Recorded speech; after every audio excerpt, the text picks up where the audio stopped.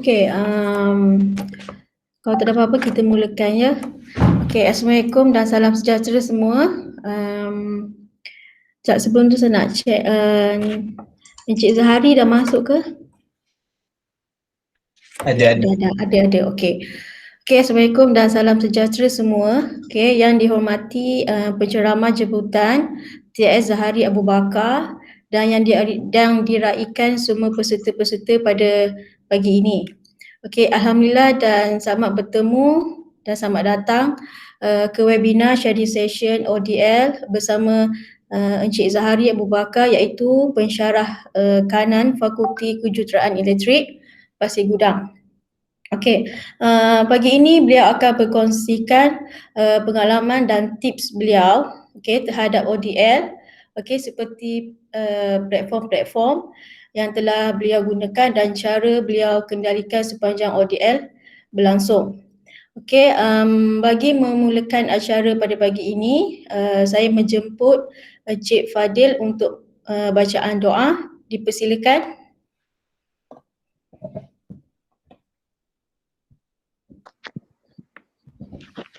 Assalamualaikum warahmatullahi wabarakatuh. Baik, kita mulakan bacaan doa kita dengan kitab Al-Fatihah.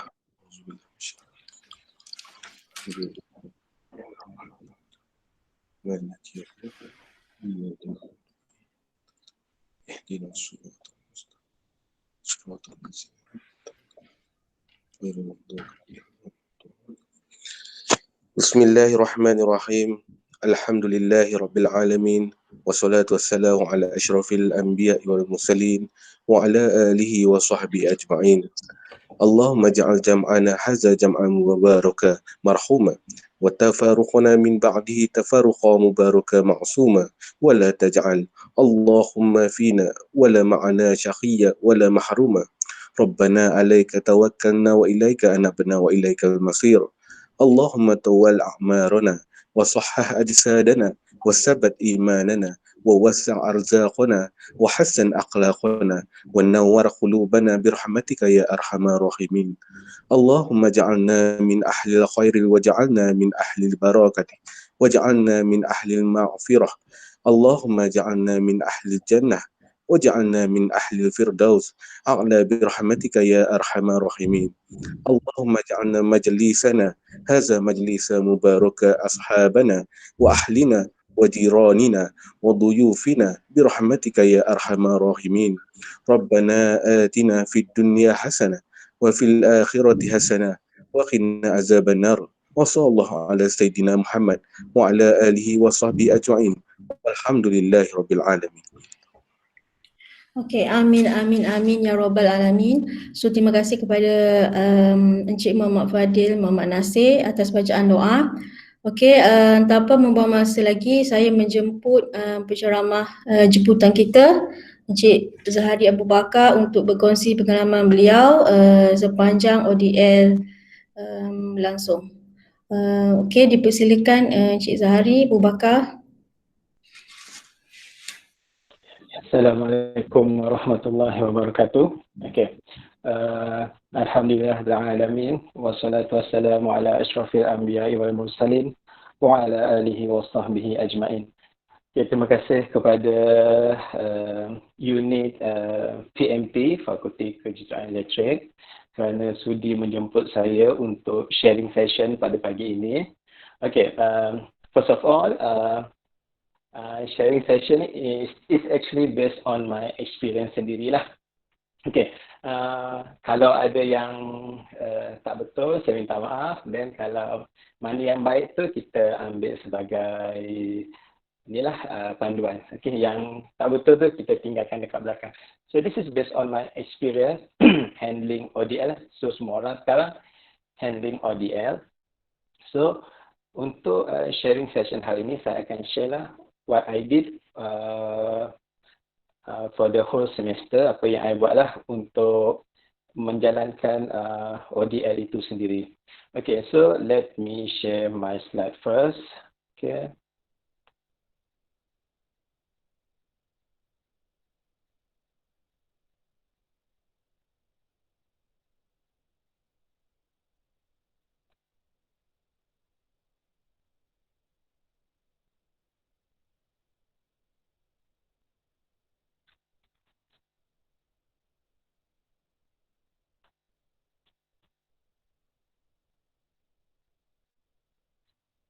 Okay, so tunggu sekejap Alright, so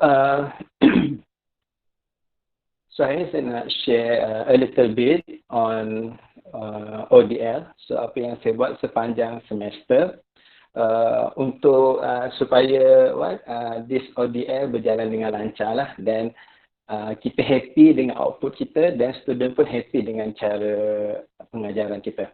Okay, this is I always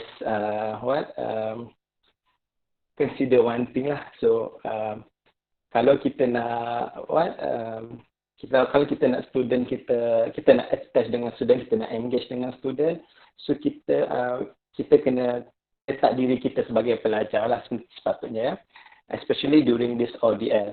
So banyak yang saya rasa semua pensyarah dah buat, dan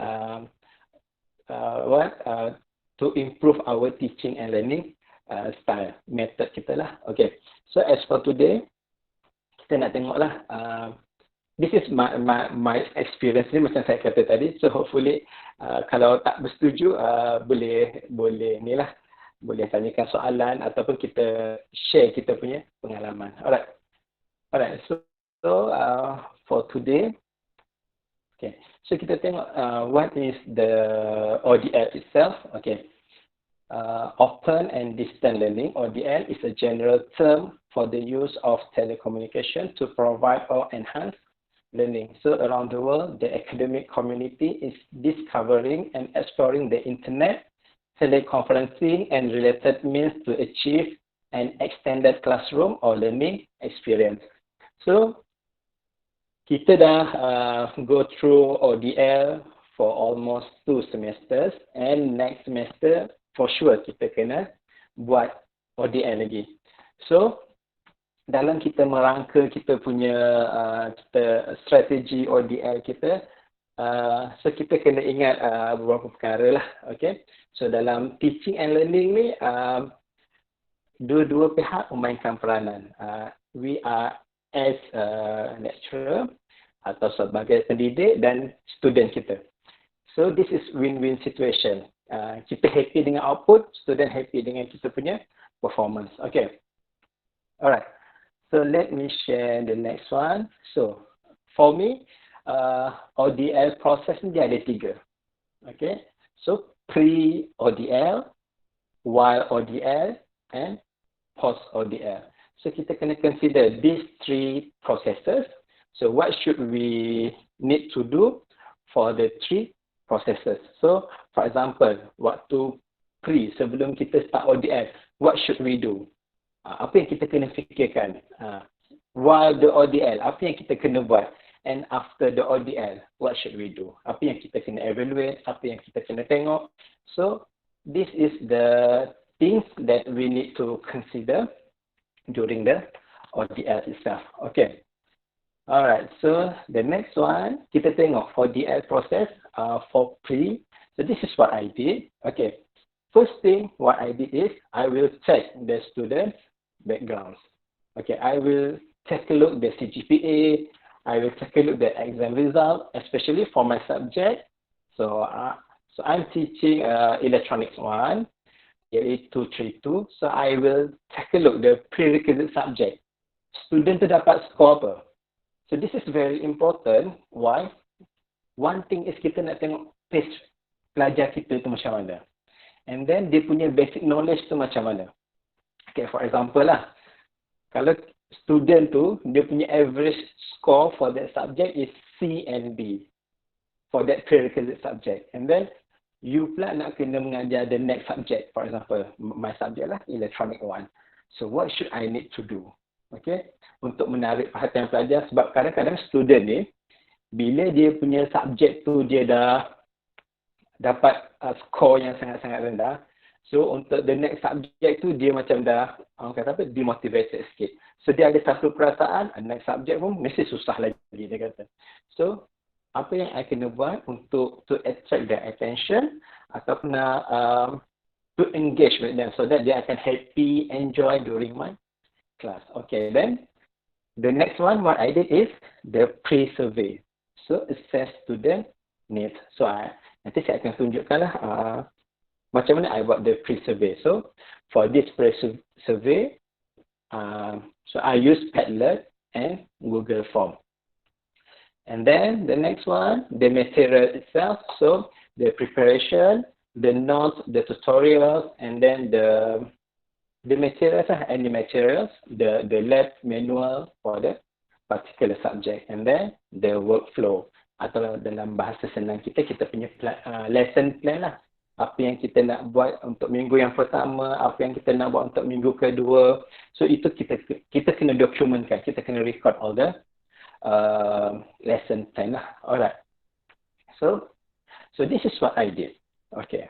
For the first one, for the OGL process untuk pre. So like I said just now, so saya mengajar 2 kelas untuk electronic 1 last semester. So for this electronic 1, the prerequisite is the EEE 121 ataupun circuit theory 1. So I akan study my students' background first. So I akan tengoklah, let's say for example group A. Okay, yang belah kiri ni, this is group A. Okay, group A ni dia punya pencapaian paling tinggi pun adalah A-. As compared to group B, ramai yang dapat A. Okay, dia punya pace untuk group A ni agak slow sikit as compared to the group B. So means that dia punya basic knowledge untuk group A agak kurang as compared to the group B. This is group B. Group B student performance agak bagus. Okay, for the prerequisite subject. So I need to find out one method to attract their attention, so that nak bagi tahu electronic 1 ni tak susah. Okay, so I akan study dulu dia punya background. Okay, tengoklah dia punya, this is the example. So B+ untuk group A, I'm on B+. So I tak kenal pun student ni sebab tak pernah jumpa. So before the class start, I dah dapat the timetable. So I will take a look diorang punya result. So I will check one by one. So tengoklah. So maksudnya during the OTL lepas ni, so untuk group A, I tak boleh guna pace yang sangat-sangat laju. So means that I kena step by step explanation. So that's itu perancangan lah plan dia. So kalau untuk group B ni mungkin I boleh lajukan pace sikit, sebab kalau kita tengok dia orang punya result agak bagus. Maksudnya dia orang ada satu fundamental and basic knowledge for the electronic 1 sangat-sangat bagus. So I can what can we say here? Bolehlah lajukan sikit pace kita bila mengajar. Okay? So bila dah study the background and then dah tengok dia orang punya result, the next one, the first class untuk minggu yang pertama tu, orang kata sesi ta'aruf lah dengan pelajar. Dah lah ODL, kita tak boleh nak jumpa the students kan. So what I did is, so I akan memang I dah guna Padlet lama. So I akan buka satu ruang dekat Padlet, dan student boleh tulis apa yang dia nak for this subject. So sesi ta'aruf, dia orang kena letak gambar. So kita nak attach dengan student, kita nak engage dengan student. So kalau kita tak buat sesi sesuai kena dengan pelajar ni, dia akan ada satu gap dengan pelajar. Okay, sebab kita tak jumpa dia orang. So in order kita nak reduce the gap, kita nak engage dengan student, so kita boleh mulakan dengan sesi perkenalan yang macam, so it's up to you nak buat sesi perkenalan yang macam mana. So this sebab kita tak jumpa lagi, so I akan buka grup WhatsApp dengan diorang dulu, dan minta diorang masuk ke dalam Padlet dan tulis what is their expectation to this class for electronic 1 for example. So diorang tak gambar lah, so kat sini baru kita kenal student kita, oh this is my student. Okay, so banyaklah expectation diorang kat sini. Nak score A, nak dapat result yang bagus, enjoy dalam kelas. So means that first class tu kita dah really engage dengan student. So maksudnya kita dengar pendapat student, kita kita selami hati pelajar, macam tu lah. So that's the concept that I did. every semester I akan buat macam ni. Okay, tak kisahlah whether it is ODL ataupun face to face, so this is the method that I use. So that kita tahu apa yang sudah nak daripada kelas kita. So this is daripada yang pelajar perempuan lah. Pelajar saya campur, bukan pelajar perempuan saja. Yang ni untuk pelajar lelaki lah. So I will ask them to put diorang punya gambar yang paling cantik, yang paling handsome. So then letak dekat situ diorang punya expectation. So kita dah bagi tahu, kita sebagai pensyarah, our expectation is to give 200% commitment in this class.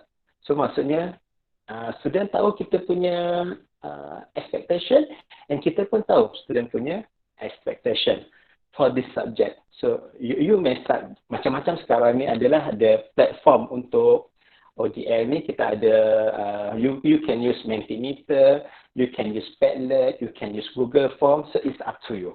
So banyak platform or medium can be used untuk sesi ta'aruf atau sesi pengenalan dengan pelajar.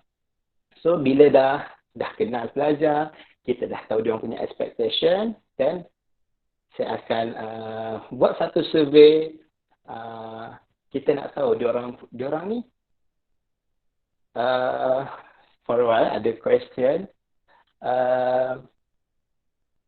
Padlet ni ada subscription, tak ada. Padlet ni free. Tapi kalau you buka, sebab saya dah buka lama, so saya dapat dia punya yang banyak sikit kita boleh buka open. Tapi dia ada archive that you can use. Kalau you tak nak guna lagi, macam area tu cerita tak nak guna lagi, you boleh masukkan dalam archive. Dia takkan buang.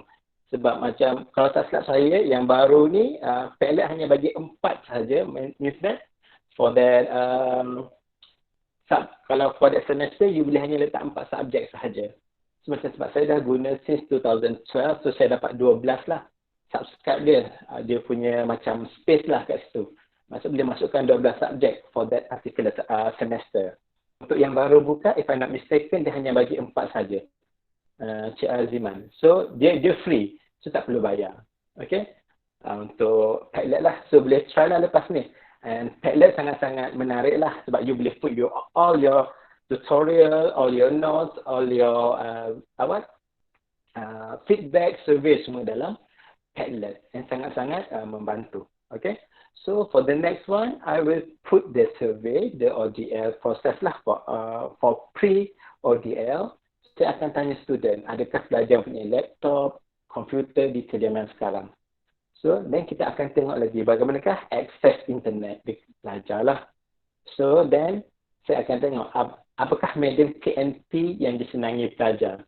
So these 3 questions sangat-sangat membantu kita dalam kita nak start our ODL. So kita kena tahulah pelajar prefer which platform. Kadang-kadang pensyarah nak guna Webex lah, nak guna Zoom lah, nak guna UFuture lah. So tapi ada pelajar yang tak suka nak guna that platform. So in my case, so pelajar prefer guna Microsoft Teams. To be honest, last semester this is the first time I'm using Microsoft Teams, because the first ODL yang kita buat dahulu masa first PKP, so I'm using Google Meet, Google Classroom. But then bila dah buat survey ni, pelajar pula prefer nak guna Microsoft Teams. So in order to fulfill student punya permintaan ni, so saya beralih arah kepada Microsoft Teams. So pergilah attend class, organize banyak webinar on the Microsoft Teams, and during the ODL pun I masih belajar macam mana nak handle Microsoft Teams. And lepas dah guna Microsoft Teams tu, dia jatuh cinta lah dengan Microsoft Teams. Okay, sebab banyak features yang kita boleh guna pakai dalam Microsoft Teams, and it is user friendly lah. Sebab since UiTM pun subscribe this Microsoft Teams, so kita boleh guna all the features. So sangat-sangat mudah, sangat-sangat benefit untuk kita lah, sangat-sangat memberi manfaat kepada kita sebagai pensyarah. Nak mulakan kuliah, nak marking, so I'm using the Microsoft Teams. So from the survey itself, Sebab 26.2% nak guna Google Meet. So for the first class, during the first class, sebelum memulakan kelas tu, so I discuss dengan pelajar. Boleh tak kalau kita, sebab majority of the students choose Microsoft Teams, boleh tak yang Google Meet ni kita transfer kepada Microsoft Teams? So since everyone agree, so baru saya mulakan buat dengan Microsoft Teams. So this is the before the ODL itself. Okay, so then before the ODL itself, okay, so saya akan buat nota saya sendirilah. So this is very important. Sebab saya dah after years lah mengajar di subjek. So apa yang saya perasan dulu nota-nota yang diberikan oleh pensyarah-pensyarah yang terdahulu. So saya jadikan rujukan dan saya buat nota saya sendiri. This is very important. Okay.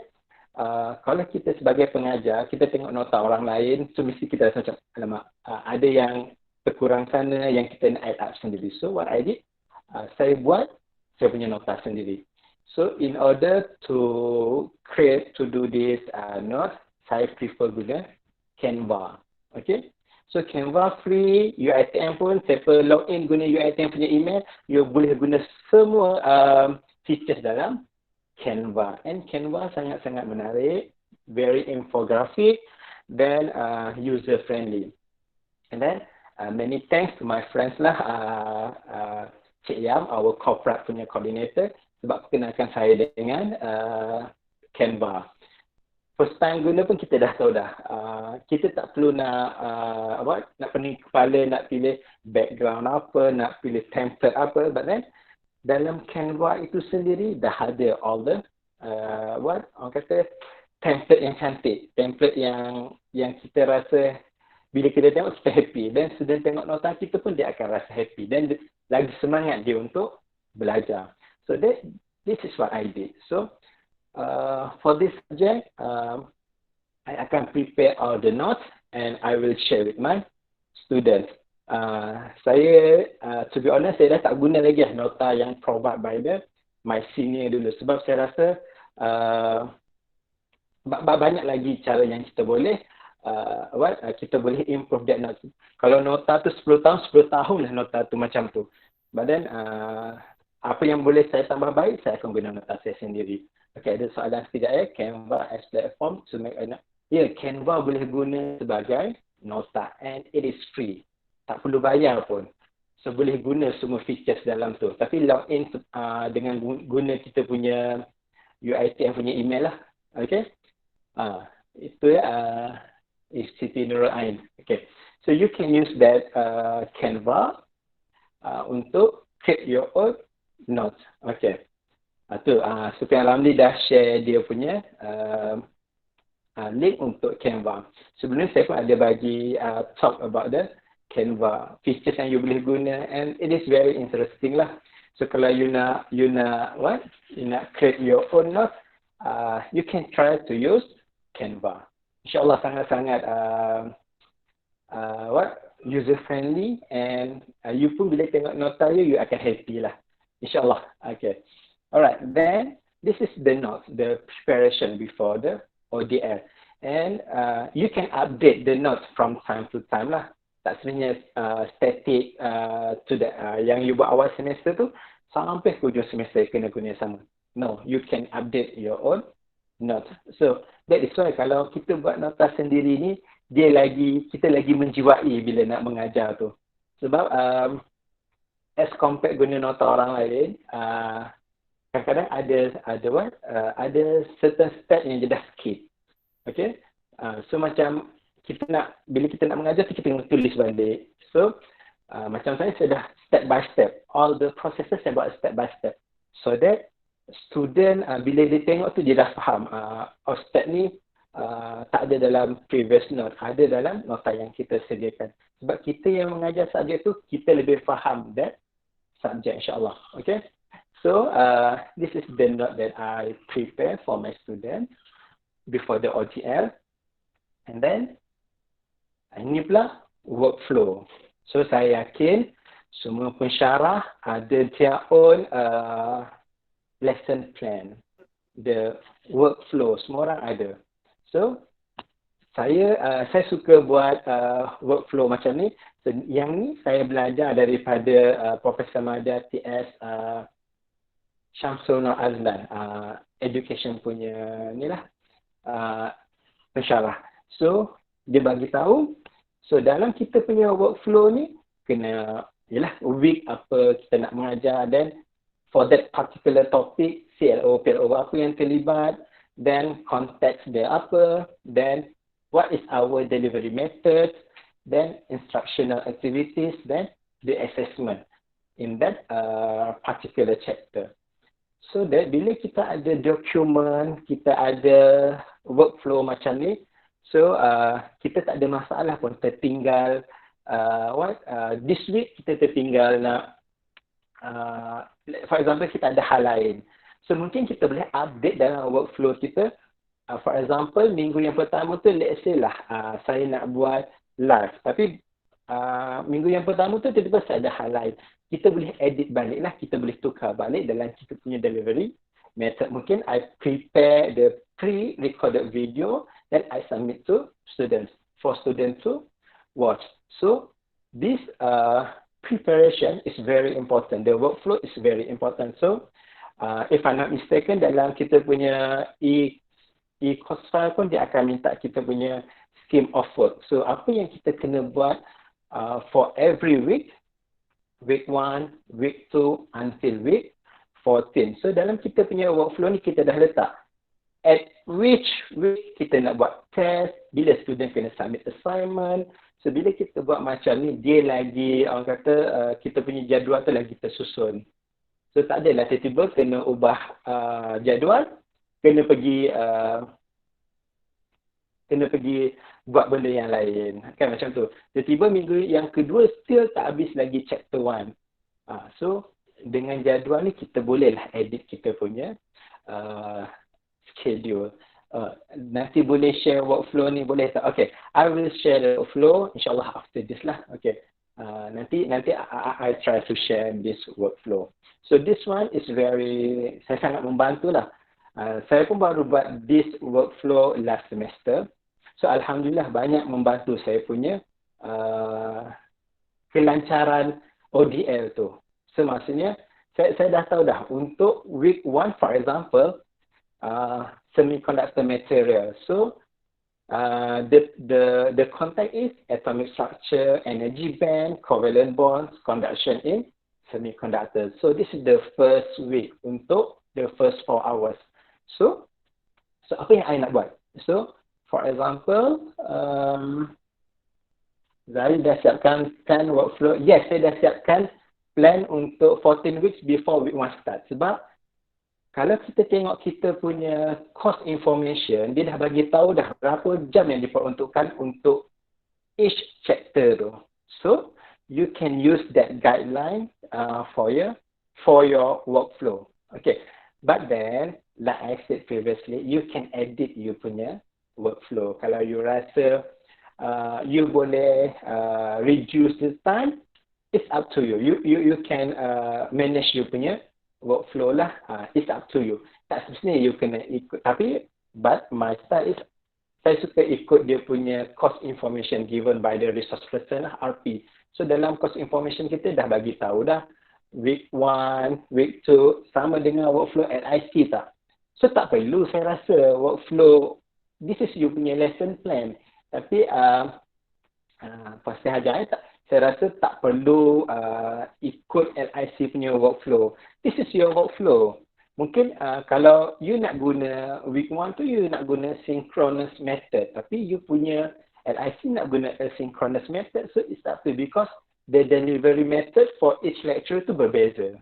So you punya workflow pun tak akan sama lah dengan you punya LIC. But then kena ingat, dalam week, kalau you follow the course information given by the RP, week 1 tu you buat benda yang sama lah dengan LIC. Okay. Tapi mungkin ada yang nak start dengan week 2, week 1 tu just untuk introduction, so it's up to you. So kalau macam saya, minggu yang pertama tu saya dah akan mulakan kelas. So terpulanglah pada pelajar nak datang ke tak datang. Kalau dia tak datang, dia akan rugi. Week dengan content rasa kena follow LSIP line up to us. Yes, betul. So saya kata week dengan content tu saya follow the course information. But then untuk delivery method is up to you lah. You yang adjust you punya workflow, you punya timetable. So this is what I did before the OTL process. Alhamdulillah yang workflow ni banyak membantu saya. Sebab kadang-kadang bila kita rasa terbabas sedikit, so kita kena get back on track lah. And then kalau kita terlaju ke macam mana, and then kita kena back to the track balik lah. So kalau terlaju mungkin kita boleh adjust dengan buat latihan dengan pelajar, buat sesi tutorial dengan pelajar, and then it's good lah. So dia membantu kita. Okay. So macam instructional method tu lebih kurang sama je lah. Instructional activity tu sama sahajalah. Okay. Apa yang pelajar kena lengkapkan untuk chapter 1, because I did instructional activities is based on dia orang punya chapter. Kalau chapter 1 tu theoretical, so I will choose the suitable medium atau platform. Adakah saya nak guna synchronous ataupun cukup sekadar pre-recorded video. So you boleh masukkan dalam you punya delivery method. So agak tersusun you punya jadual. Okay. So this is what I did. Alright.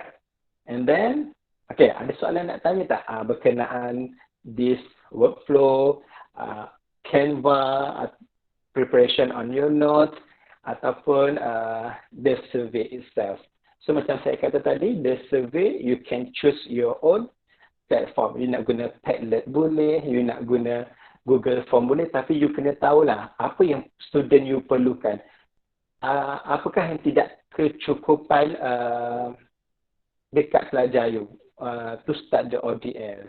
Okay, somehow kita ni terlalu orang kata ambitious. Kita pensyarah bersemangat nak mulakan kelas, tapi kita tak tahu persediaan pelajar-pelajar kita macam mana. Diorang punya access to internet macam mana. Adakah diorang prefer live streaming ataupun diorang lebih suka pre-recorded video. So kita kena tanya, tapi tak semestinya kita kena follow 100% pelajar punya permintaan. Okay. Somehow kita rasa for the delivery method, kita rasa live streaming akan buat pelajar lagi faham. So kita kekal dengan kita punya decision lah to go with the live streaming. Kita guna Canva, nak show depan pelajar, kena masuk Canva ke boleh save mana jenis file. Boleh. Canva kita boleh save sebagai JPEG atau PDF. So it's up to you. Boleh, tak ada masalah. Workflow, scheme of work, lesson plan, yes. Lazim, dia perkara yang sama, benda yang sama. Apa yang kita nak buat untuk 14 minggu. Okay. Cik Siti Nur Ain, kalau nak misalkan, kita boleh save Canva tadi tu, bila dah siap, kita boleh save. And dia auto save dalam kita punya sistem lah, Canva kita. Okay. So, it's up to you nak buat macam mana. Kalau kita tengok scheme of work, kalau saya tengok scheme of work atau lesson plan yang lama, kita hanya, kalau saya tengoklah pensyarah hanya letakkan week dan apa yang dia nak ajar. Without fokus kepada delivery method and then instructional activities and the assessment. So, it's up to you. You mungkin boleh tambah lah. This is yang saya buat lah. So, apa yang saya nak assess, apa yang saya nak, activity yang saya nak buat during that OTL. Okay. So, kita dah untuk preparation, kalau you ada lagi yang perlu ditambah, so, ditambahlah during the preparation. This is, I think my style, my preparation before the OTL. Okay. So, during the OTL itself, so kita kena tahu what is the suitable device, what is the platform yang kita nak pakai, and then what is the teaching delivery method, and then saya akan, I think this is in FKE itself, our KPP will ask, please do a survey during the ODL. Maksudnya, while we conducting the ODL, kita buat survey lagi sekali. For example, masa pertengahan semester, if I'm not mistaken, so KPP minta kita untuk buat survey kelancaran pengajaran kita macam mana, then adakah pelajar boleh follow kita punya pace. So kita akan tengoklah what I did for the while survey. Okay, so dalam kes saya untuk device, this is device yang saya guna lah. Okay, saya guna laptop and then saya guna tablet. Okay, it's up to you, ikut kemampuan masing-masing. Sekarang ni dah banyak tablet yang saya rasa reasonable price, then you can use for your ODL. And then dia punya spek setanding lah dengan yang Samsung ke, Huawei ke, iPad ke, tapi dia jenama daripada China, if I'm not mistaken. You can watch YouTube video orang yang selalu buat review pasal tablet, laptop. So this is what I'm using lah for my ODL. So saya akan guna laptop, saya akan guna tablet. Sebab apa saya guna I'm using this one? Sebab Microsoft Team dia boleh integrate dengan tablet yang saya pakai lah. Sangat-sangat membantu nak marking, nak monitor student punya attendance, semua sangat-sangat membantu. Okay, so this is device yang saya pakai. Okay, and waktu ODL, so saya guna Microsoft Team and WhatsApp. So cuma at the end tu saya rasa bila dah pakai tablet tu saya rasa guna Telegram lagi best as compared to the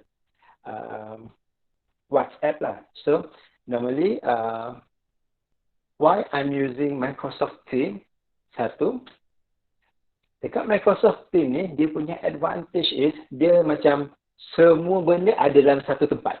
Okay, for example, you nak upload nota boleh, you nak marking boleh, you nak marking secara online boleh, tak ada masalah. And then you can use the OneNote sebagai you punya whiteboard untuk mengajar. And then you can record your video and upload the video, and semua sangat-sangat mudah dalam Microsoft Teams. Like I said, first PKP dulu saya guna saya guna Google Meet. Then ada beberapa kali yang saya rasa Microsoft Teams dia lebih lagi daripada Google Meet, insyaAllah. Okay, so saya guna this medium, okay, Microsoft Teams and the WhatsApp group. Normally WhatsApp group ni kalau saya nak, for example saya outstation ke, ataupun I have things to do, nak attend webinar for example, and then saya akan share all the materials dalam WhatsApp group, then the discussion itself will happen dalam WhatsApp group. So that medium sangat-sangat membantu. Sebab kalau nak discuss dalam Microsoft Teams, dia ada beberapa limitasi yang saya rasa untuk discussion, WhatsApp group lagi membantu. Okay, so while the ODL, so I'm using Microsoft Teams and WhatsApp group. So insyaAllah lepas ni FKE akan organize a slot atau satu bengkel menggunakan Microsoft Teams. So I hope you can join that course. Yang tu will help you how to handle the Microsoft Teams. Okay, alright, then ini yang saya maksudkan tadi. So if I have things to do, and student ni kita tak boleh nak expect, tak boleh nak jangka. Somehow kita tengah mendengar webinar ataupun kita tengah buat meeting, tiba-tiba saya tak faham lah soalan ni, sir. How to answer this question? Tiba-tiba student bertanya kan, kita pula tak sampai hati, tak nak jawab. Okay, one thing is sebab student menunjukkan minat. Maksudnya apa yang kita suruh dia buat, and then but then they start somewhere. Dan kita pula ada urusan lain yang kita kena buat. But then, while listening to the webinar, you can just open up your tablet. Okay. This is yang I said, OneNote dekat tablet dengan, this is satu version dekat tablet, satu version dekat laptop. Okay. So dekat, this is ada dalam Microsoft Teams. So OneNote punya features. Tapi semua saya download OneNote yang berasingan daripada Microsoft Teams sebab kalau dalam Microsoft Teams tu dah agak berat sikit. So saya download berbeza. OneNote memang khas, OneNote punya device.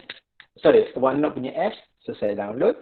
Then you can just write the answer here and screenshot and give to your student. So tanya student, you start dekat mana? Which part you start? So student biasanya dia akan show lah. So saya tak dapat jawapan macam ni.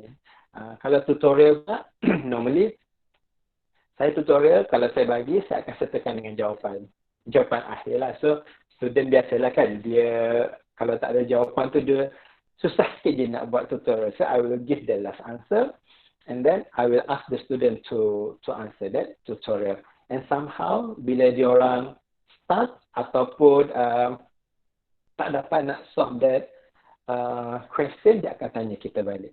So in case you tak ada dekat situ kan, maksudnya you are attending, you tak ada depan PC, you are attending a webinar outside, so you can just open up your tablet, conteng dekat situ, screenshot and pass to your student.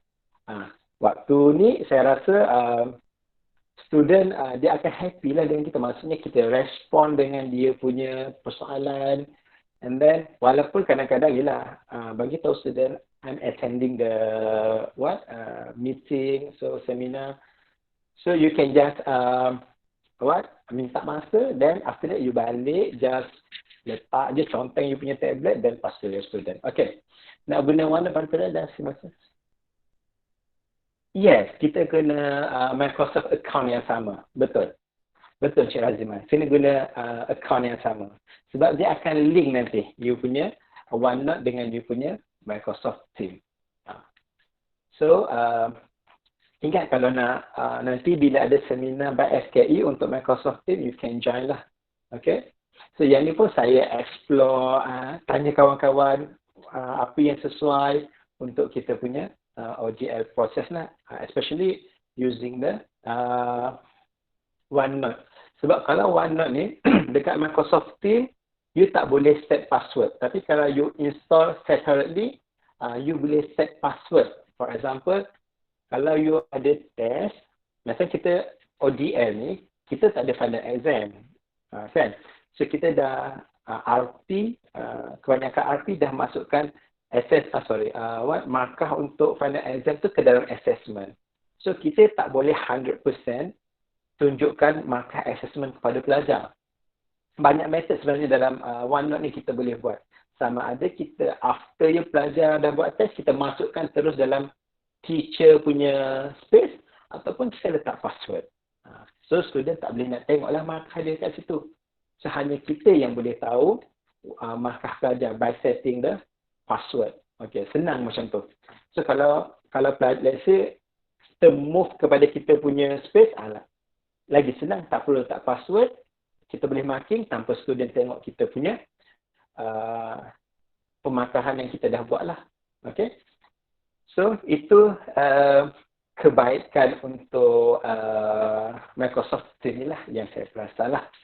So yang ni tak ada dekat tempat lain. Okay. You tak perlu nak download the answer skill and marking. You can just mark the test assignment. Okay, daripada terus dalam OneNote. Itu memudahkan kerja kita. Okay. Nanti adalah normally saya akan suruh pelajar attach dalam bentuk print out.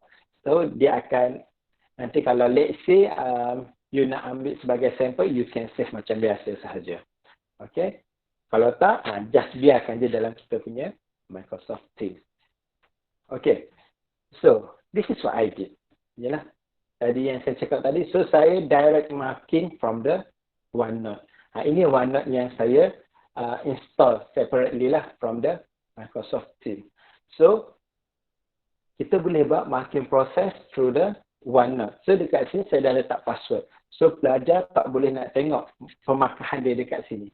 So pemakahannya hanya saya yang boleh tengok.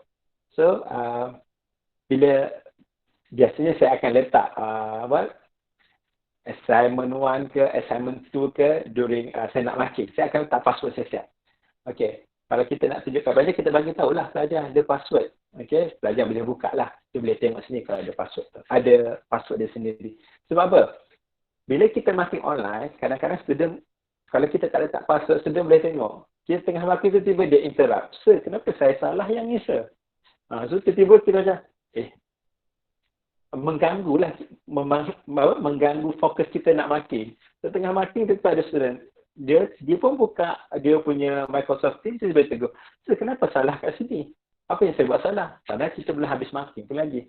So it is a good thing kalau kita letak password saya akan letak untuk every submission, tak kira assignment ke, quiz ke test, lepas diorang hantar, saya terus akan set password.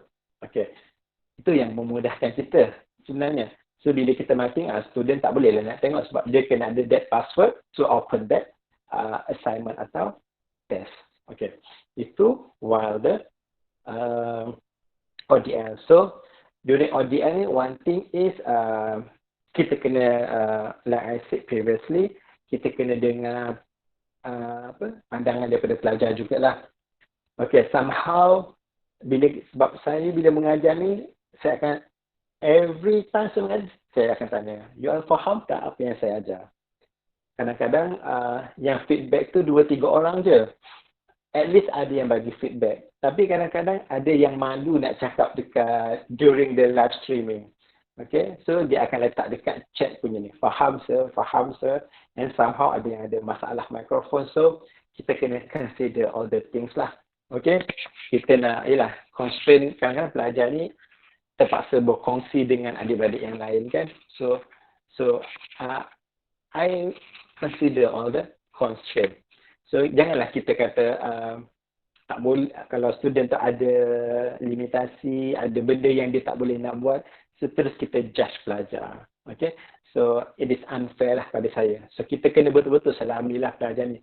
Sebab I think dalam kita punya mendidik pelajar kita ni, one thing is kita kena terapkan adab semua tu lah. So what I did is apa-apa masalah pelajar saya akan dengar. So dia rasa dekat dengan kita, dia senang nak feedback dengan apa yang kita ajar. Then kita pun rasa macam okay, this is the student, apa yang student I nak. Macam itulah. Kalau tak nanti student ada satu sikap rebel lah, dia akan menentang. So dia tak nak feedback dengan apa yang kita bagi, and then kadang-kadang masuk kelas pun lambat, macam tu. So that is why kita kena terapkan lah trust kepada pelajar-pelajar kita. Okay, during the ODL. So kalau pelajar like my case, ada beberapa pelajar yang macam terlibat dengan banjir sebelum ni kan. So dia siap bagi gambar lagi. So this is my area. So dia punya dia punya rumah pun terlibatkan. So bila kita ada pelajar kita macam ni, so kita kena ubah jugalah kita punya cara penyampaian kita tu. Instead of live streaming, mungkin kita boleh buat pre-recorded video, then kita letak dekat Microsoft Teams, so student boleh tengok. So for those yang ada limitasi nak tengok atau real time-nya dia tak boleh nak attend our class, dia boleh tengok the video. InsyaAllah itu semua akan membantu kita lah.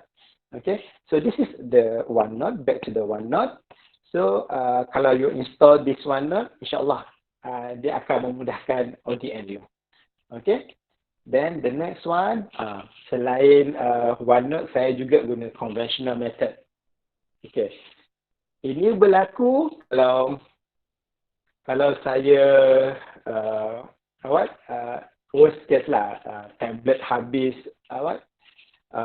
bateri semua, itu kadang-kadang kita tak boleh nak expect kan.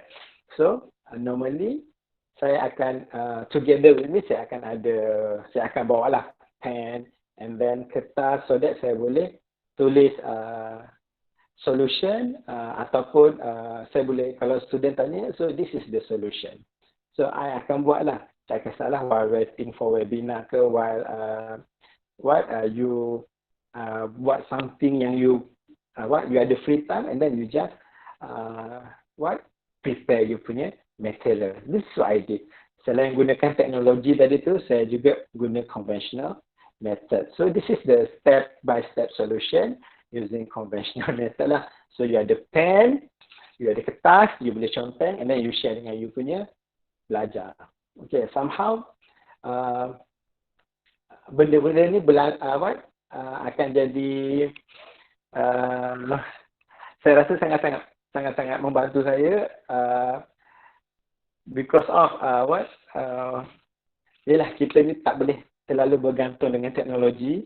So kalau ada perkara yang tak diingini berlaku tu, this is apa yang saya boleh bantu pelajar lah. So yang ni memang saya buat. Saya pergi mana-mana memang ada dengan saya pensel case dengan kertas. So that it will help me kalau if anything happen, saya boleh bagi feedback kepada pelajar secepat yang mungkin. Okay. Inilah yang saya buatlah while the OTL process. So selain yang saya contoh-contoh dekat tablet tadi, saya juga guna conventional method. Okay. So letaklah you punya chalk kat situ. Memang saya akan, every solution saya akan letak chalk. Okay. Sebab apa? Somehow kita tak tahu next time kalau student ni kadang-kadang kalau kita tak lagi secara ODL, ada yang mungkin akan take granted for this one. So saya siap. Kalau dia ada nota tu macam takut sikit lah kot pelajar-pelajar nak share with anyone else ataupun buat dia sebagai tutorial ke apa ke. So this is what I did. Okay. So this is the process while the ODL, what I did. Okay. And then kita kena tengok jugalah yang kita nak buat ODL kita secara synchronous atau asynchronous.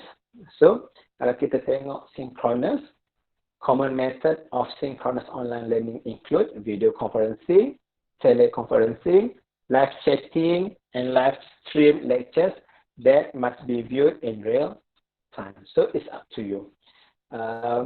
Ada pensyarah yang suka buat asynchronous, but then I think this both method, synchronous and synchronous, must be done in your ODL. Tak boleh kebergantungan 100% kepada synchronous without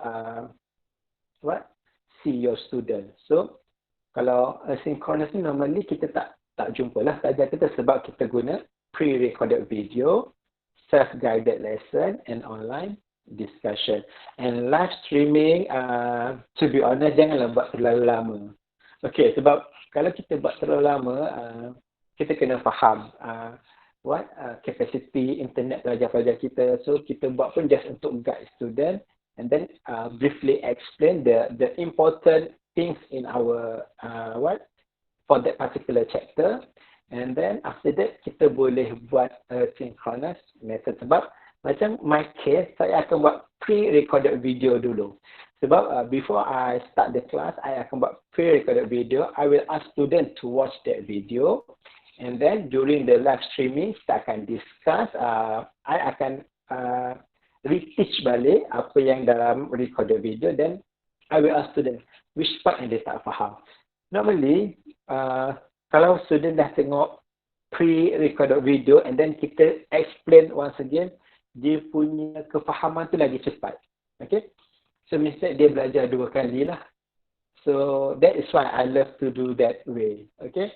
Sebab somehow ada student yang tak boleh nak involve dengan live streaming ataupun dia tak boleh attend in real time. So, kita dah ada preparation untuk that student. So, dia boleh tengok that video lah. Okay, yang kita bagi. That is why it's very important kalau kita combine these two synchronous and asynchronous method.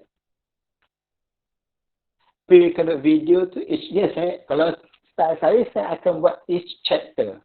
Apa yang saya nak ajar tu, saya akan buat pre-recorded video. And then saya akan pass kepada pelajar. So dia akan tengok 2 kali lah benda tu. Live streaming, that's why kalau kita tak, macam in my case, kalau tak buat pre-recorded video, the explanation tak cukup that 2 jam. Okay, so saya akan during that, kalau kita dah bagi pre-recorded video, then kita buat live streaming, so dia jangka masa untuk live streaming tu akan jadi lebih pendek. Then student punya pace pun dah increase lah, sebab dia dah ada that, dia dah tengok dulu that video. Saya macam my style, okay, tengok video dulu. In case kalau ada pop quiz ke, ada soalan nak tanya during that live streaming, kalau tak dapat jawab, you ni lah, you must have your own reason lah. Tapi biasa saya tak buat lah pop quiz macam tu during the ODL. Dia akan mengganggu mental pelajar kan, sebab kita faham during this ODL pelajar banyak lagi subjek yang dia perlu ikut kan, follow online. So normally saya akan minta pelajar untuk tonton that video. Video pula saya tak buat panjang pun video tu. Saya akan buat at least 5 to 8, 5 hingga 8 minit video sahaja. Saya tak adalah buat video sampai setengah jam. So saya akan pecahkan. For example, saya ajar amplifier kan.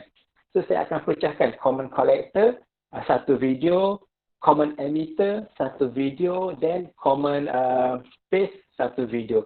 And then I will put example for each video. So student bila dia tengok tu, oh ini cara dia, oh, ini cara menjawab dia. Dan bila kita buat live streaming, kita re-explain the same thing, dia punya kefahaman tu akan meningkat, insyaAllah. Berapa lama bagi masa mereka tonton video sebelum lah? Biasanya saya akan bagi 2 hari sebelum lah. 2 atau 3 hari sebelum. Macam tu. Kalau kadang-kadang macam plan yang saya dah buat tadi tu, workflow, saya dah ada that workflow. Okay, week 1, saya nak buat on chapter 1. So saya dah record that video awal-awal. Saya, kalau tanya saya guna record apa, saya guna screen share je. Share screen macam tu dekat tablet tu. So saya tak adalah buat yang macam gempak-gempak yang letak music background, tak ada. Very straight to the point saya punya video. Tapi at least student bila dia tengok, dia boleh faham apa yang kita cuba deliver, kita cuba sampaikan lah. So tak adalah saya buat macam efek yang gempak-gempak dekat video tu, because I think that for PNP, for the ODL, so it's enough by explain using the share screen sahajalah. Okay, alright. So that is for during the ODL itself. So that is what I did lah. Okay, and then tak ada soalan kan? So saya go for the next one. Nanti kalau ada soalan, mungkin last kali boleh tanya lah. Okay, and then okay, this is the during the ODL berlangsung. So saya akan buat survey. Ni saya buat dekat Padlet juga. So saya tanya pelajar, dia orang punya experience, dia orang punya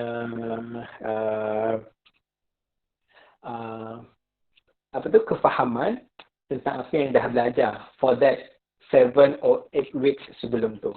So tulislah dia nak kritik saya punya teaching style, delivery method. So it's up to you. You boleh, tak ada masalah pun, boleh tulis apa yang nak tulis dekat situ. Okay, so kita sebagai pensyarah, I think sebagai pendidik, bila student complain, bila student bagi feedback, kita jangan cepat melantah. Mungkin betul apa yang dikatakan oleh pelajar. So somehow kita kena dengar apa yang diorang nak sampaikan pada kita. So ini yang saya buat. So untuk penambahbaikan my PNP, my teaching and learning, so saya akan tanya feedback kepada pelajar.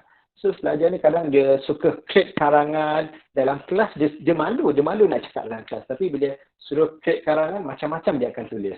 So ada juga yang minta kita jangan terlalu laju. Dalam kelas dia tak cakap pun. That is very important. Kita kena buat feedback survey. Kita pula ada shop bagi video, so tonton, then discuss dalam WhatsApp. Tapi pelajar sebenarnya memerlukan live streaming sebab dia suka tanya in real time. Tanya, dapat jawapan. Macam tu. So, I will do this survey. Saya akan bagi survey kepada pelajar. So pelajar normally dia akan tulis macam-macam lah. So, kalau dekat PLX saya tu memang that feedback punya part tu memang panjang ke bawah. So, student akan tulis dengan panjang lebar apa yang dia tak puas hati. Apa yang improvement yang saya kena buat. So, saya pula ambil benda tu sebagai positive thing. So, dan bila student komplain, kita marah pelajar balik. Itu bukanlah win-win situation. So, mungkin apa yang pelajar minta kita perbetulkan tu, yes, memang kita kena buat. So, jangan kita rasa kita ni sebagai pesyarah, kita sahaja yang betul. So, kita kena consider lah, kena pertimbangkan apa yang pelajar minta. Itulah. Okay, that is for the ODL lah, survey dia. Okay, kita pun dah nak habis lah. Tak sampai 2 jam tu ni. Okay, and then the last one, after the ODL. So, this is, biasanya kita akan buat evaluation lah. So, habis je one chapter, kita akan buat assignment, quiz, test. Then, saya akan buat post survey, feedback about the ODL for the whole semester, and then ODL improvement. So, this is designing teaching and learning strategies. For example, because bila you buat survey ni, tak semestinya you buat for this subject only. It can be applied to any subject yang you kena ajar. For example, this semester you mengajar subject A. Next semester you kena subject B. So, you can strategize, you can plan your teaching and learning strategies so that dia akan meet up dengan student punya expectation lah. Okay. So, for OGL process, don't forget to get your JSU from your resource person. Kalau resource person tak bagi, paksa resource person to prepare you punya JSU. Okay, this is JSU for the electronic one lah. So, I will ask awal-awal semester tu saya akan minta. So, can you provide us the JSU so that we can prepare the question earlier? Okay, and then don't forget you punya question, all the assessment, test, you kena vet lah. Okay, vet among yourself. Okay, so jangan kita buat soalan yang tak ikut JSU. So dia akan mungkin akan letter audit kita yang akan kena. So please make sure question kita fulfill the JSU. Okay. And then this is the survey that I did after when I dah habis mengajar semua chapter. Okay. So normally saya akan bagi dalam lebih kurang dalam 9-10 soalan macam tu. So daripada sini kita boleh tengoklah how effective OGL been for ELA 232. So kita tengok boleh tengoklah student punya feedback. Okay. And kita boleh tengoklah how do you feel about open distance learning, especially for ELA 232. So, sudah akan bagi feedback dia punya feedback kat sini. So, this one, bila kita dah tengok feedback ni, kita boleh dah tahu. Maksudnya, tak semua pelajar kita boleh catch up dengan apa yang kita ajar. Mungkin kita dah pertengahan semester tu kita dah buat survey dah. Mungkin apa yang kita improve masih belum cukup kepada pelajar. So, kita ambil sebagai positive thing, then kita improve for the next semester. Okay. So, this is the question yang saya bagi pada pelajar-pelajar saya just after the ODL. So, hopefully, with this response, with this feedback, so I can improve my teaching and learning style for next semester lah. Mungkin boleh tambah sedikit video untuk kita bagi motivasi kepada pelajar sebab ada pelajar kita yang memerlukan motivasi during the ODL sebab terlalu banyak input, terlalu banyak subjek yang perlu di ODL kan. So somehow student kita akan rasa tertekan. Okay, so maybe kita boleh selitkan sedikit motivasi video, then kita minta kita encourage pelajar lah so that untuk naikkan semula semangat mereka untuk belajar. Okay. So this is the last thing lah, I think, untuk what I did during the last semester for my subject. Last semester saya mengajar 2 subjek. Saya mengajar 3 subjek yang memerlukan face-to-face dengan pelajar. Okay, 2 subjek matematik, UED dengan MAT 183, and then satu lagi subjek electronic 1 lah. So, semua pelajar so far, saya bagi survey, semua pelajar happy menggunakan Microsoft Teams. Okay, so macam tadi, yang previous one, bila tengok kita buat survey, pre tu ada yang guna Microsoft Teams, ada yang prefer YouTube semua, etc. So the last one, bila saya tanya balik, what's the preferred medium during ODL implementation for area 232? 100% setuju menggunakan Microsoft Teams. So instead, Microsoft Teams sangat-sangat membantu diorang during the ODL, insyaAllah. So for those yang belum menggunakan, bukanlah paksaan, tapi I recommend, sangat-sangat recommend menggunakan Microsoft Teams. Okay, I think that is for my presentation for today. Kalau ada soalan nak tanya apa-apa, ada apa-apa soalan yang nak ditanyakan, saya open for Q&A. Okay, saya serahkan kepada organizer baliklah, Dr. Nadia.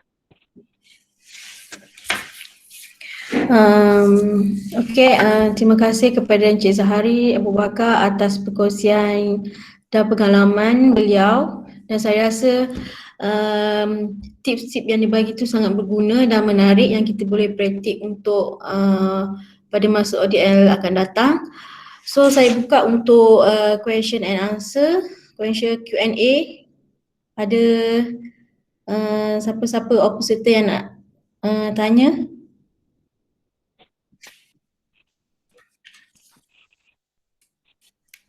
So kalau tak ada, untuk link kehadiran dan survey feedback ada dipaparkan di ruangan chat. Okay, untuk itu kita tutup majlis kita dengan surah Wanas dan Tasbih Kifarah. Okay.